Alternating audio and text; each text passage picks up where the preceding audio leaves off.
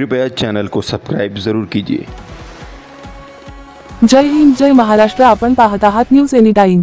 जिल्हा परिषद उर्दू शाळेची विद्यार्थिनी जोया बागवानला शिष्यवृत्ती मेरिट लिस्ट मध्ये समाविष्ट करा, गट शिक्षण अधिकारी यांना दिले निवेदन। पाचोरा येथील जिल्हा परिषद उर्दू कन्या शाळा येथे इयत्ता 6वी मध्ये शिकणारी जोया मोहसिन बागवान ही विद्यार्थिनी मागील वर्षी 5वीच्या वर्गात असताना तिने 9 फेब्रुवारी 2025 रोजी झालेली शिष्यवृत्ती परीक्षा उत्तीर्ण केलेली आहे।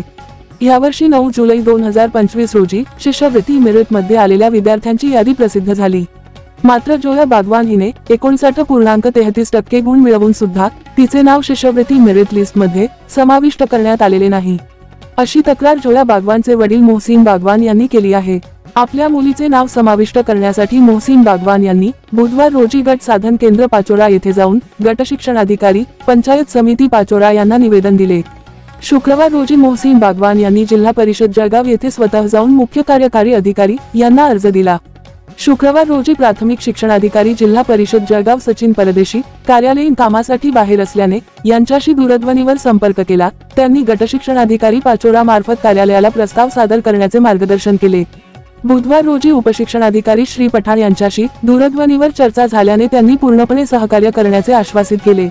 याबाबत ब्रँडेड मुख्याध्यापक एजाज रऊफ यांनी पूर्ण दस्तावेज सह कार्यालयाला माहिती जमा केली।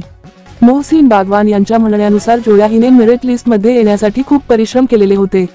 तिचे नाव मेरिट लिस्ट मध्ये आलेला नसल्याने ती निराश झालेली आहे।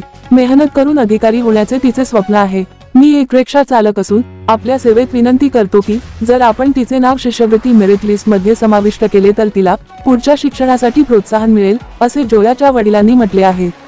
निवेदन देताना मोहसिन बागवान, जावेद रहीम, शिवदे भाऊसाहेब, विशेष शिक्षक तज्ञ श्री बडगुजर उपस्थित होते। तजगाव येथून अमीन शाह यांची रिपोर्ट।